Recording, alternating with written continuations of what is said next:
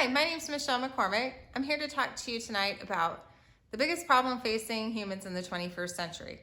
There's no shortage of problems that we're facing today. From global warming to poverty to disease, the list is endless. I, however, would argue that the biggest problem facing us in the 21st century is actually misinformation. So tonight I plan on tapping into why misinformation is such a problem and convince you that the solution to the problem is education. So let's start by talking about the definition of misinformation and why is it such a problem. In a 2018 article published in the Washington Post, Dictionary.com named misinformation word of the year. They define misinformation as false information that is spread regardless of whether there is intent to mislead. So let's start talking about a couple of examples here. Global warming. If you go out to NASA's website, you'll find endless amounts of information on climate change and global warming. You'll find that the Earth has increased temperature 1.62 degrees Fahrenheit over the last 35 years, and that's a result of human emission. So what's the risk?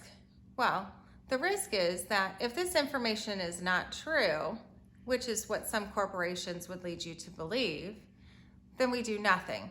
And we continue to go down the path of global warming and climate change with consequences.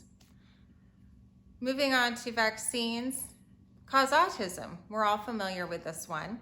In 1998, Andrew Wakefield published a study in a very reputable medical journal that said that MMR vaccine causes autism.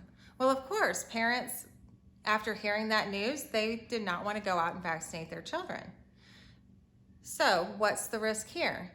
The risk is that when children aren't vaccinated, the risk of disease spreading, preventable diseases spreading, is greater. People falling ill, even dying as a result. And this is what happened in 2008.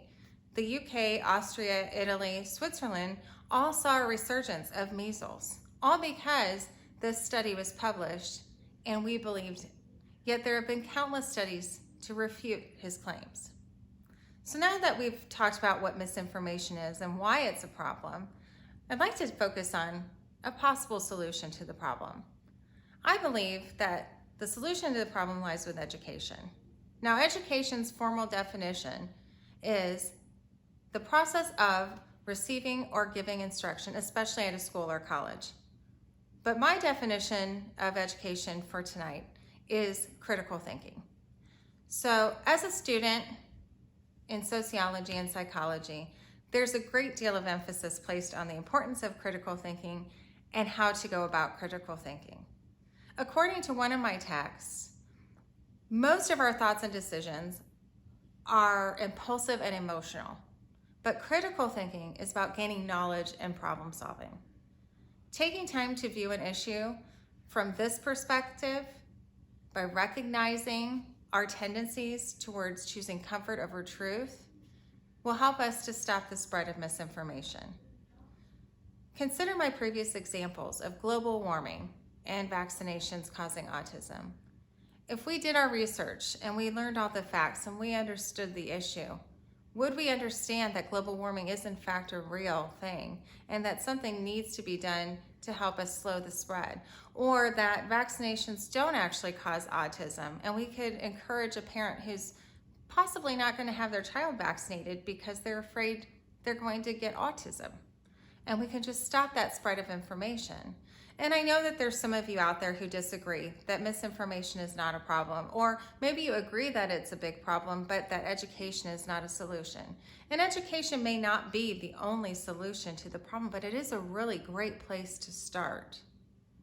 So in closing, before I leave you, I urge you to think about what we've talked about today and consider the impact that critical thinking can have, the positive impact that thinking about things from a different perspective and looking at all sides of the situation can have on stopping the spread of misinformation. That's something that I plan to do. Will you join me? Thank you and have a good night.